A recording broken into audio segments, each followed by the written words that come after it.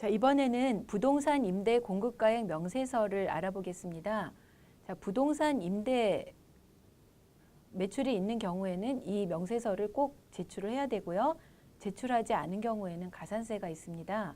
자, 서식을 살펴보면 쭉 임대사항과 또 임차인 인적사항, 그리고 임대차 계약 내용, 그리고 임대 수익금액, 과세표준을 이렇게 기재하도록 되어 있고요. 부동산 임대 용역에서의 과세표준은 이 세 가지를 더하게 돼 있죠. 임대료와 간주 임대료, 그리고 관리비 수익까지 과세표준에 포함합니다. 자, 임대료는 매달 받기로 한 임대료고요. 간주 임대료는 임대보증금이나 전세금의 과세 대상 기간의 일수를 곱하고 정기예금 이자율을 곱하는데 현재는 1.8%입니다. 관리비 수입도 과세표준에 들어간다는 것을 유의하시고요. 자, 프로그램 화면을 보면 이렇게 되어 있습니다.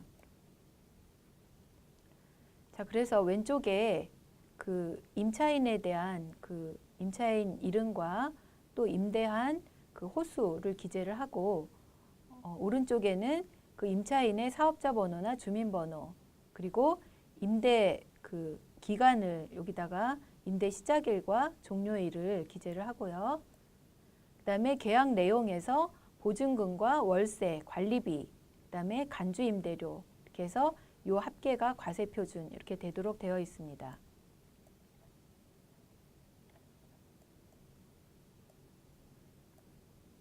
그리고 이 위에 보면은 그 버튼들이 몇 개 있는데 이 이자율이라는 걸 한번 보겠는데요.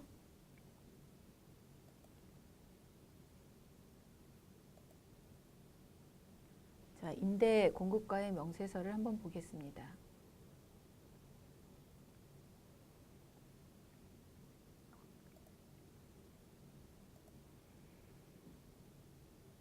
자, 임차인이 건설하고 엔터 두 군데가 이렇게 되어 있죠.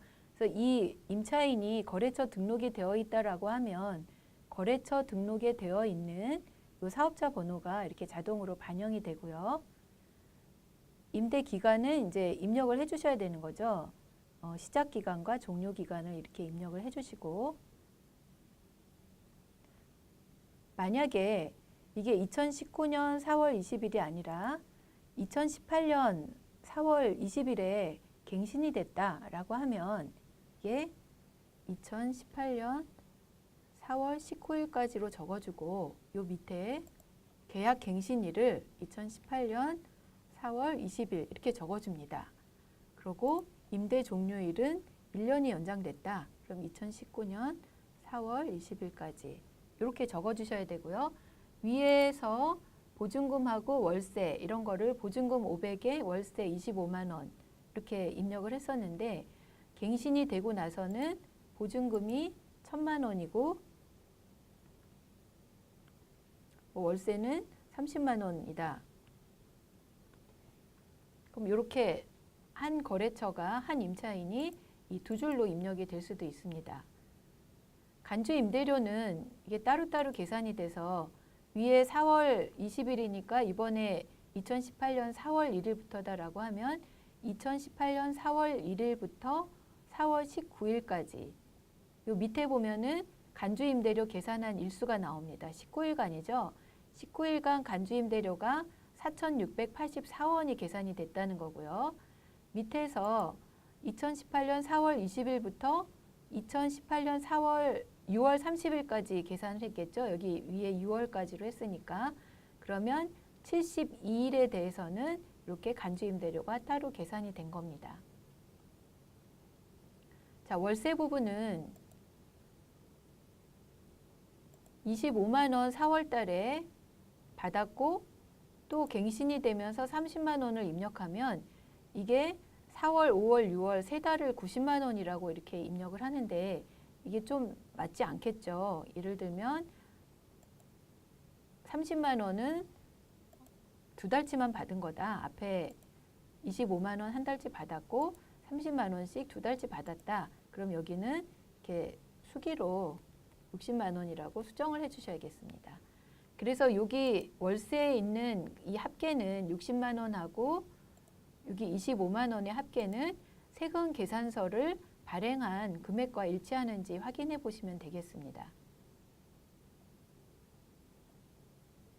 자, 이런 식으로 입력을 해주시고 이제 여기에서 월세 합계가 세금 계산서 합계랑 맞는지 아까 확인을 하시라 그랬고 여기서 이제 계산된 간주 임대료를 가지고 매입 매출 전표 입력에 또 입력을 해줘야 신고서에 간주 임대료가 반영이 되는데 그걸 하기 전에 위에 기능 버튼을 한번 보시면 자 이거를 4월에서 6월을 작성을 할 때 이 2월 받기라는 게 있습니다. 2월 받기라는 거를 눌러서 기존에 2017년부터 계속 입력이 돼 있었겠죠. 입력된 게 저장이 되어 있는데 내가 요번에 2018년 1월에서 3월까지 이미 입력이 돼 있는 거를 2월 받아서 요번에 수정된 내용만 고치겠다라고 하면 요거를 이렇게 선택을 합니다. 선택을 해서 확인을 누르면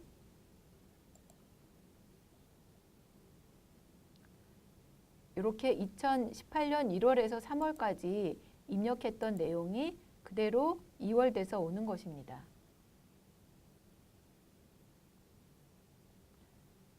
(2월) 받기는 그렇게 이용을 하시면 되고요. 그 다음에 간주임대료 계산한 이자율이 몇 % 적용됐는지 궁금하다라고 할 때는 위에 있는 이자율을 눌러보시면 아 요번에 1.8%가 적용이 됐구나, 이게 맞구나 하는 것을 알 수가 있습니다. 자 그러면은 여기에서 간주임대료가 쭉 계산이 돼서 맨 밑에 보면 두 개의 임차인에 대해서 월세 합계가 253만 원이고 간주임대료가 39,944원 이렇게 계산이 됐습니다. 그럼 월세 합계는 이미 세금 계산서로 반영이 됐으니까 추가적으로 우리가 매입 매출 전표에 입력해 줄 금액은 요 간주임대료입니다. 이 간주임대료에 대해서 매입 매출 전표에 입력을 해줘야 부가세 신고서에 이게 반영이 되기 때문이죠. 자, 그럼 부가세 신고서에 입력할 때 교재를 다시 보시면 이자율이 조회된다는 내용하고 2월 받기를 이렇게 할 수 있다는 설명이 있고요. 사례를 보시면 이렇게 임대차 계약 내용이 있고요.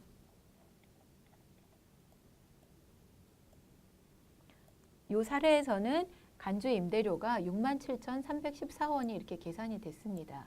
그러면 이거를 매입 매출 전표에 입력할 때에는 과세 유형은 건별을 선택합니다. 건별은 무증빙이라 그랬죠. 그래서 기타 현금 매출 또는 간주 공급이나 간주 임대료는 14건별을 이용합니다.